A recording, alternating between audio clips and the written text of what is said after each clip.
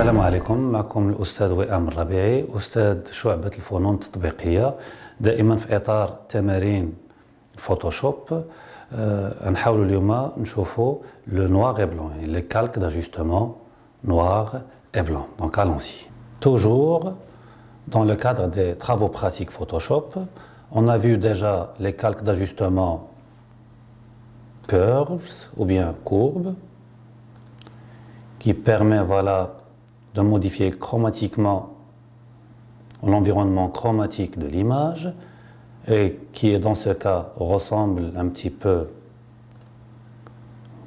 au calque d'ajustement level qu'on a déjà vu, voilà, level, qui nous permet aussi d'équilibrer les tons moyens clairs et foncés.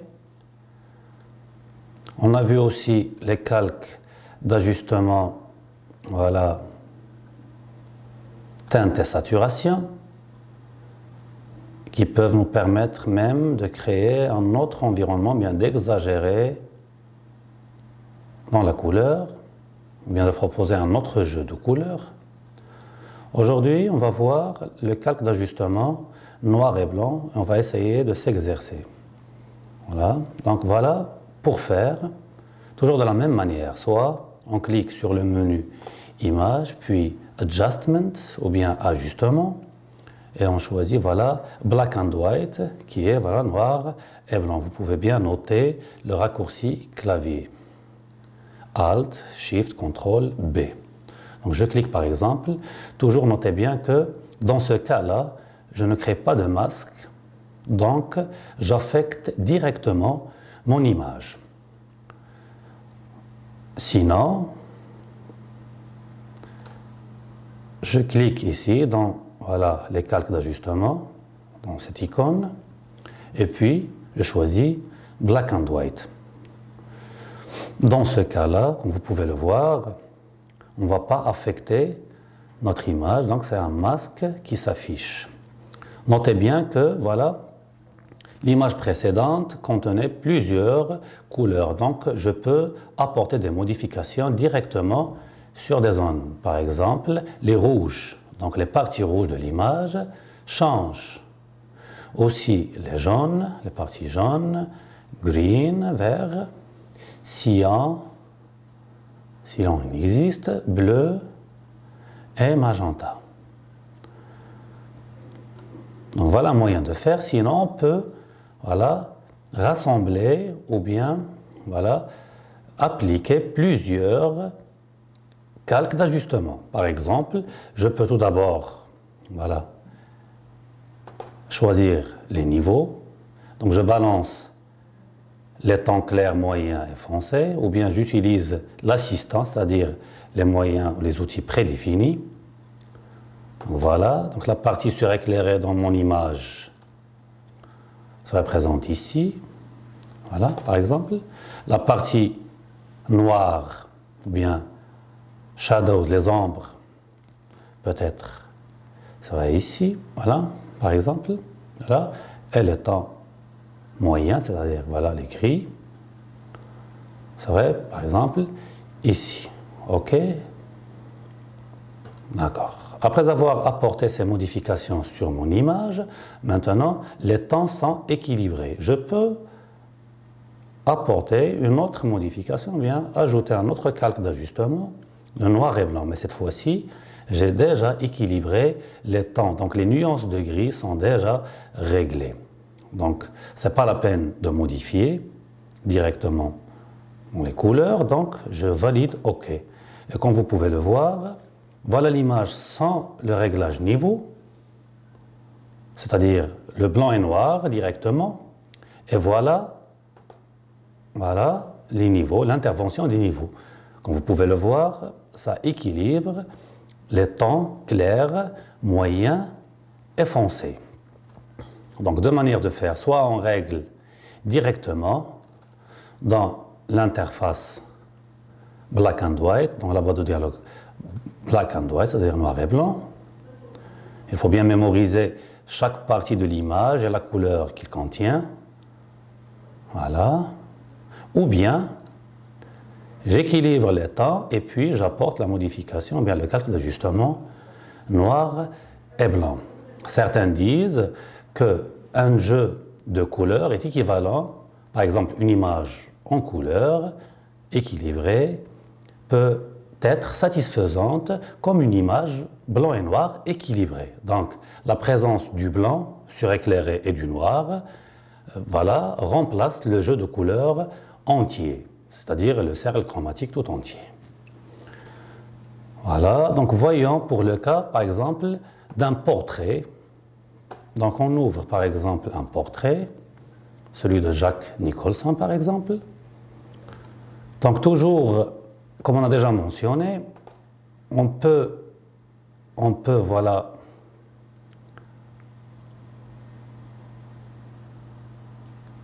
on peut par exemple choisir le threshold pour savoir où se trouve le temps clair, foncé et moyen.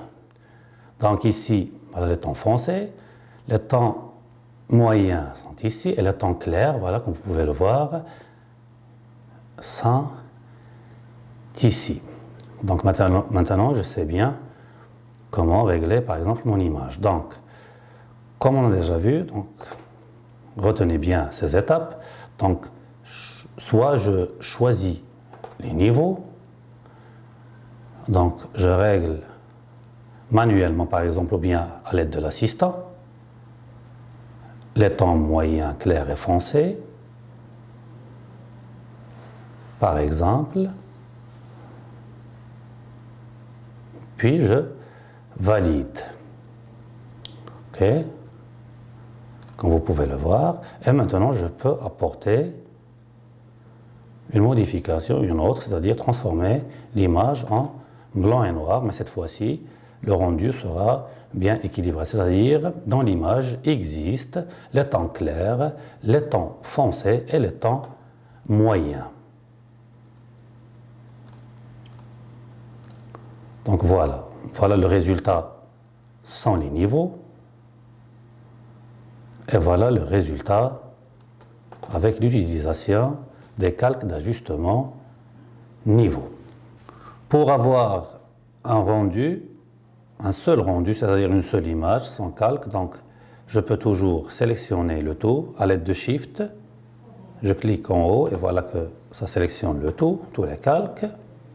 Et je clique Merge Visible, c'est-à-dire fusionner les calques visibles. Maintenant, j'ai un seul rendu comme vous pouvez le voir. Sinon, et pour voilà, garder tous les calques et tous les effets, comme ça on se rappelle de toutes les étapes, je peux avoir un seul rendu sans toucher à mon image et à mes calques d'ajustement à l'aide du CTRL-ALT-SHIFT-E. Donc je refais CTRL-Z pour annuler, je sélectionne tous les calques et je clique CTRL-ALT-SHIFT-E. Donc je désactive tous les calques et voilà mon rendu. Donc maintenant on enregistre, donc fichier, enregistrer sous, par exemple, et voilà, je choisis le nom de mon fichier. OK? Donc, par exemple, portrait, voilà, blanc et noir. Maintenant, voilà, black and white. Je valide, OK? Je choisis, par exemple, la taille maximale ou bien moyenne. Donc, 11 par exemple, ou bien 10. Et je valide. Donc, pour les résultats, voilà à quoi doit ressembler, par exemple, le résultat final. Donc, pour réutiliser toutes les notions qu'on a déjà vues, vous devez bien sûr refaire toutes ces étapes, et puis on va avancer un petit peu. Donc, on supprime les calques d'ajustement, voilà, et on entre image. Donc, un autre moyen qu'on a déjà vu et qu'on peut voilà, réutiliser à chaque fois, et comme ça on peut bien voir et matérialiser voilà, quels sont ces temps et comment ils se manifestent. Donc, je crée un nouveau calque, Et je remplis ce calque avec un arrière-plan blanc, comme ça on peut bien visionner les choses. OK. Donc le pot de peinture. Et voilà, donc j'ai un arrière-plan blanc comme vous pouvez le voir. Donc je me dirige vers sélection, color range ou bien plage des couleurs. Je clique. Dans cette boîte de dialogue très intéressante, vous pouvez voir que j'ai plusieurs outils à ma disposition. Et voilà, pour une image blanc et noir, on remplace le jeu des couleurs par les niveaux de gris. C'est-à-dire, la manifestation des couleurs en blanc et noir se manifeste par des degrés et des niveaux de gris, partant par le blanc et finissant par le noir. Donc par exemple, si je veux choisir seulement les highlights, c'est-à-dire les tons clairs, je clique ici et voilà que Photoshop fait le travail pour moi. Voilà les tons clairs par exemple. Donc si je fais CTRL-C et puis CTRL-V dans un autre calque, cela permet de seulement copier les tons clairs. Sinon, je peux faire seulement CTRL-J et voilà qu'une copie des highlights est présente ici. D'accord? Voyons pour les tons moyens comment ils se manifestent. Donc, toujours sélection, plage de couleurs. Maintenant, je vais sélectionner les tons moyens. OK, donc je valide.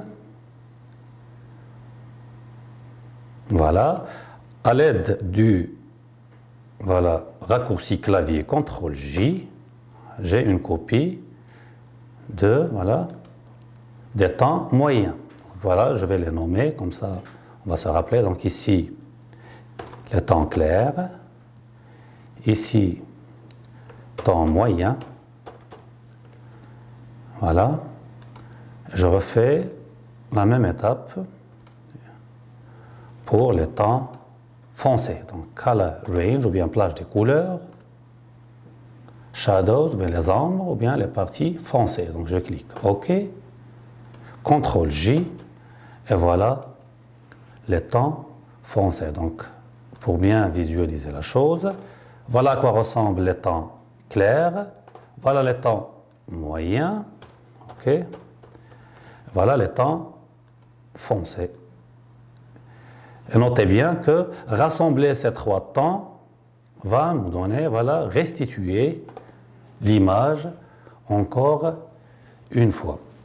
OK? Donc, c'est à vous de jouer maintenant. Essayez de refaire ces étapes et d'avoir presque le même résultat. Dans ce travail pratique, on a essayé d'employer et d'utiliser les calques d'ajustement noir et blanc. Et on a essayé de concrétiser ce que c'est les tons clairs, moyens et foncés. Maintenant, je compte sur vous pour refaire ces étapes et avoir presque le même rendu. Allez, bon courage!